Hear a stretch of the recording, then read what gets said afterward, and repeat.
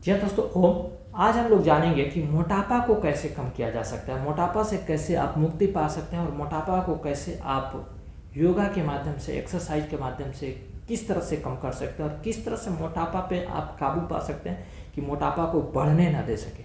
तो आज इन्हीं सब चीज़ों के बारे में जानने की कोशिश की जाएगी और इन्हीं सब चीज़ों के बारे में समझने की बातें की जाएगी। योगा के माध्यम से हम कैसे अपने मोटापा को कम कर सकते हैं, आइए हम जानने की कोशिश करते हैं। सबसे पहले आप तो सुखी आसन में बैठ जाएं। सुखी आसन में बैठने के बाद अपने आप को सुखी महसूस करता हूँ, अपने आप को बेहतर महसूस करता हूँ, तो आपके लिए बहुत ही अच्छा यह आसन है, यह कंफर्टेबल आसन है कि आप सुखी महसूस कर रहे हो। सुखी आसन में बैठने के बाद पहले सांसों का वार्म अप करें, सांसों को लें और छोड़ें, क्योंकि सांसों की रफ्तार को सही करें। फिर उसके बाद की बात करता हूँ कि भस्त्रिका, अगर हो सके तो भस्त्रिका करें, नहीं तो हो सकता है तो कपालभाति जरूर करें। कपालभाति करने से हमारे पेट की सारी बैक्टीरिया, पेट से जुड़ी हुई कई प्रकार की समस्या से निजात पा सकते हैं, जिससे गैस बनना, एसिडिटी बनना, तमाम तरह की प्रक्रियाएं होना, जठर अग्नि से संबंधित है या लीवर से संबंधित हो या आपकी पैनक्रिया से संबंधित हो, ये सारी समस्याओं से निजात दिलाता है कपालभाति। कपालभाति ये है।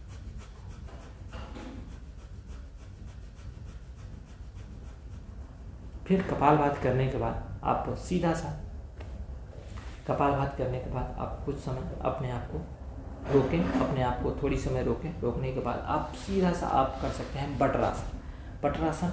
बटरासन यानी पैरों के पंजे को सटाना है, एड़ियों को सटाना है, हाथों से या पंजे को पकड़ लें तो बहुत ही अच्छा है, और दोनों घुटनों को ऊपर नीचे लेके जाना है, ऊपर नीचे लेके जाना है, ऊपर नीचे लेके जाना है। देखिए, आप जितनी आसानी से कर सकते हैं, जितनी तरीके से जिस भी आप अपने सुविधा अनुसार कर सकते हैं। पहले तो धीरे धीरे करें, धीरे धीरे करने के बाद फिर ऊपर नीचे लेके जाएं, फिर और भी आसानी से कर सकते हैं। देखिए, ये है बटरासन यानी तितली आसन, इसको करना है, जिससे कि आपके शरीर में इधर जमा हुआ फैट, साइड में जमा हुआ, पेट में जमा हुआ, चाहे किधर भी आपके एक्स्ट्रा फैट होने की वजह से, एक्स्ट्रा चर्बी होने की वजह से उन समस्याओं से आपको समाधान, उन समस्याओं पे दबाव पड़ना शुरू हो जाता है। किसी भी चीज़ों पे दबाव ज़्यादा पड़ता है तो या तो दबना शुरू हो जाता है, या तो गलना शुरू हो जाता है, या तो पिचकना शुरू हो जाता है।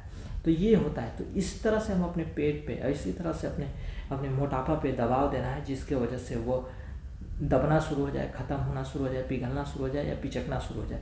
तो ये है, इस तरह से हम कमर से लेकर के आपके बाजुओं की जो मांसपेशियाँ होती हैं, उन मांसपेशियों पे आप इससे काबू पा सकते हैं। इसके बाद की बात करूँ तो आपको मैंने पिछले बार बताया था, जो कि पेट की गैस को रिलीज करने का ऑप्शन, तो उसी तरह का वही योगा अभ्यास फिर से आपको इस मोटापा में कम करने के लिए आपको करना होगा। सीधा सा बैठ जाए, हाथों को पीछे रखने के बाद दोनों घुटनों को एक साथ सटा लें, एड़ियों और पंजे को एक साथ सटाएं, और left right, left right, left right, left right, left right, left right, left right, left right, left right, इस तरह से करने का कोशिश करें और इस तरह से करने का अभ्यास करें।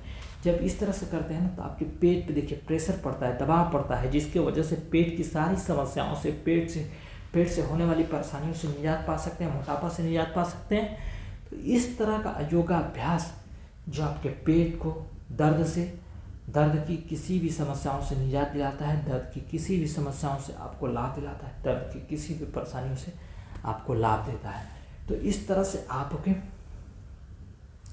पेट की समस्याओं से निजात, मोटापा से दूर हो सकते हैं। तो आप इन 3 अभ्यास को आप जरूर करें, 3 अभ्यास को जरूर करें। अगर इन 3 अभ्यास को लगातार कुछ समय तक करते हैं तो आप अपने मोटापा पे काबू पा सकते हैं, अपने मोटापा से रिलीज पा सकते हैं, अपने मोटापा को कम कर सकते हैं, जिसके वजह से आप अपने आप को फुर्तीला, एक्टिव और अपने आप को बेहतर महसूस करते हैं। तो आप इस योगाभ्यास को, मोटापा को कम करने के लिए जरूर करें।